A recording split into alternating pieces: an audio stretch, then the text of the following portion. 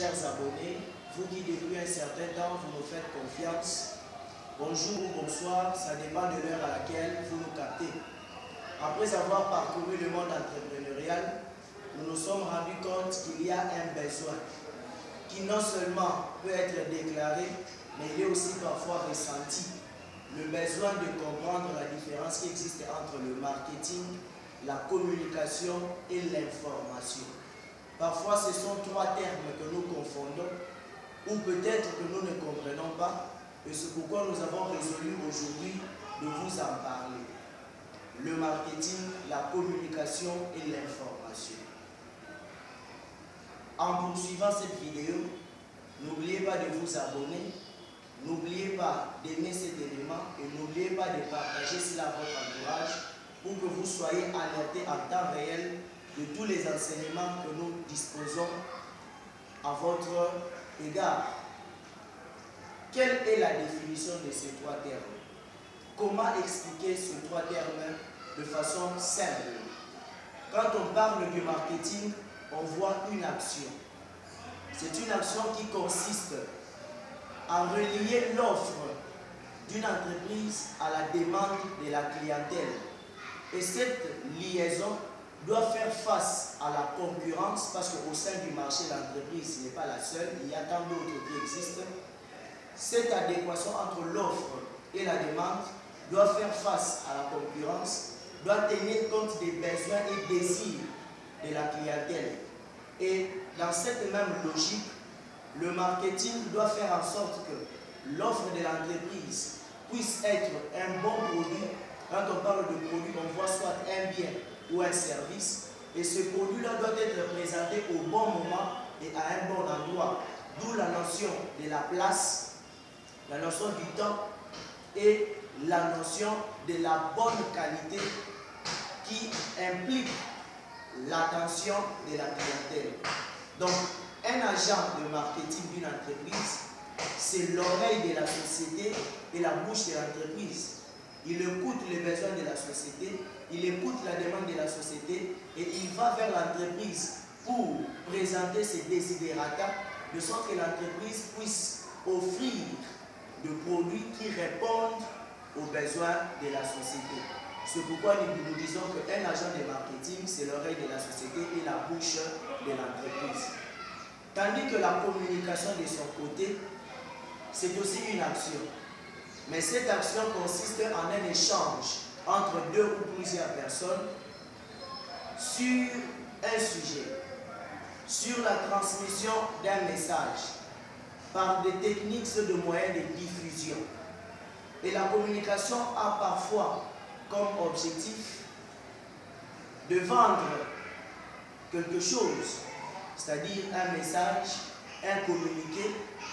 Et cette façon de vendre quelque chose permet l'interaction ou l'échange entre les deux interlocuteurs ou les deux parties qui sont en train de communiquer ou d'échanger.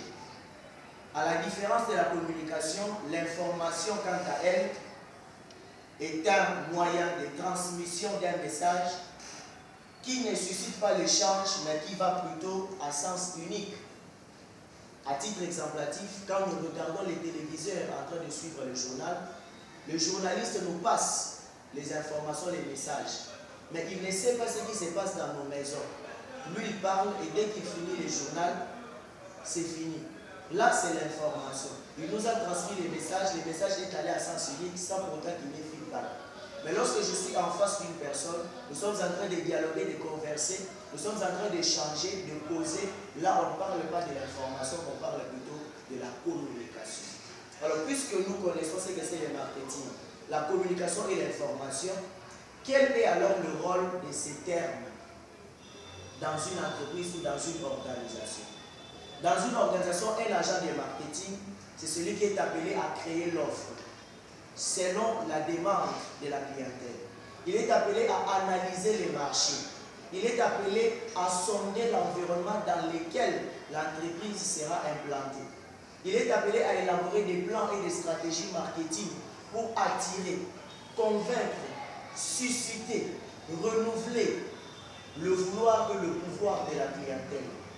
Tandis qu'un communicant ou un communicateur au sein d'une organisation a pour mission ou vocation de connaître ce que l'entreprise a produit et les mettre à la disposition de la clientèle.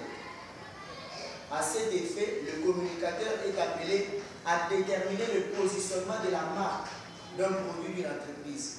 Il est appelé à élaborer les plans de communication, c'est-à-dire comment faire parvenir le produit de l'entreprise ou l'offre de l'entreprise vers la clientèle. Quels moyens utiliser, quelle méthode utiliser pour faire arriver cela vers la société. Et cela passe nécessairement par des informations. Non seulement des informations, mais il y a des échanges. Et pour quitter de la phase de l'offre vers la phase de la consommation, il y a plusieurs moyens qu'on utilise.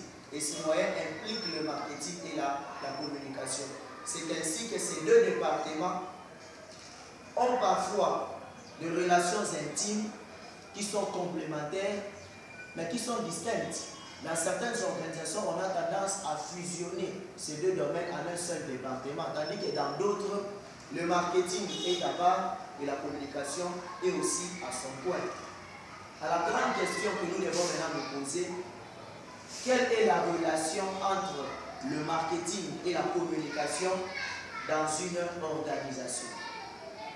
Les deux ont pour vocation de vendre l'image de l'entreprise ou de l'organisation, de créer une notoriété à la marque, d'attirer l'attention du public, de convaincre le public qui est d'abord prospect à devenir consommateur puis client. Là, on passe de la relation, on passe de la transaction vers la fidélisation. Donc, la communication et le marketing sont des domaines qui relient la clientèle à l'entreprise. Ce sont des domaines qui attirent, qui instaurent le climat de confiance entre les deux parties prenantes. Et le marketing et la communication sont aussi appelés à informer le public sur les nouveautés de l'entreprise ou de l'organisation. Et maintenant que nous savons ce que c'est le marketing, la communication et l'information, leur rôle et leur place au sein des entreprises, nous pensons que cet élément pourra aider ceux qui sont dans le monde entrepreneurial, ceux qui sont dans le monde des investissements, de sorte que vous ne puissiez pas ignorer l'importance de ces trois domaines dans vos organisations. Si vous avez aimé cet élément, n'oubliez pas de les manifester dans vos commentaires. Abonnez-vous à la chaîne si vous ne l'avez pas encore fait. Partagez les liens, aimez